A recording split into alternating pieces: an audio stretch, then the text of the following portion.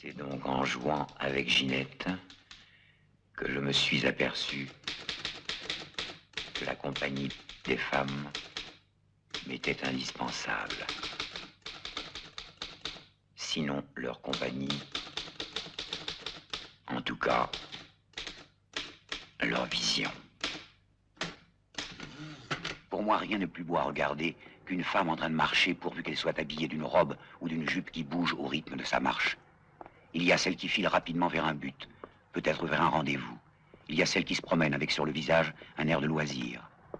Certaines sont si belles vues de dos que je retarde le moment d'arriver à leur hauteur pour ne pas être déçu.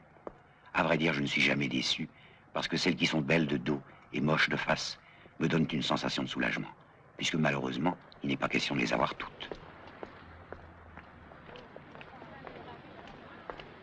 Elles sont des milliers tous les jours, à marcher dans les rues. Mais qui sont toutes ces femmes? Où vont-elles? À quel rendez-vous? Si leur cœur est libre, alors leur corps est à prendre, et il me semble que je n'ai pas le droit de laisser passer la chance. La vérité, je vais vous la dire, elles veulent la même chose que moi. Elles veulent l'amour. Tout le monde veut l'amour. Toutes sortes d'amour. L'amour physique et l'amour sentimental, ou même simplement la tendresse désintéressée de quelqu'un qui a choisi quelqu'un d'autre pour la vie et ne regarde plus personne. Je n'en suis pas là, moi. Je regarde tout le monde. Comme certains animaux, les femmes pratiquent l'hibernation. Pendant 4 mois, elles disparaissent, on ne les voit pas. Au premier rayon de soleil du mois de mars, comme si elles s'étaient donné le mot, ou comme si elles avaient reçu un ordre de mobilisation, elles surgissent par dizaines dans les rues, en robe légère et talons hauts. Alors la vie recommence. Enfin, on peut redécouvrir leur corps et différencier 2 catégories. Les grandes tiges et les petites pommes. Voici une grande tige. Une petite pomme. Une belle jambe, c'est très beau, mais je ne suis pas ennemi des chevilles épaisses.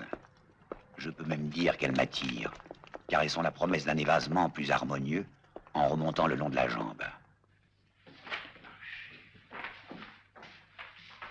Les mystères de la poste. Insondable.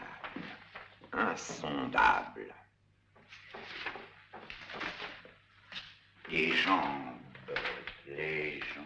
de femmes sont des compas,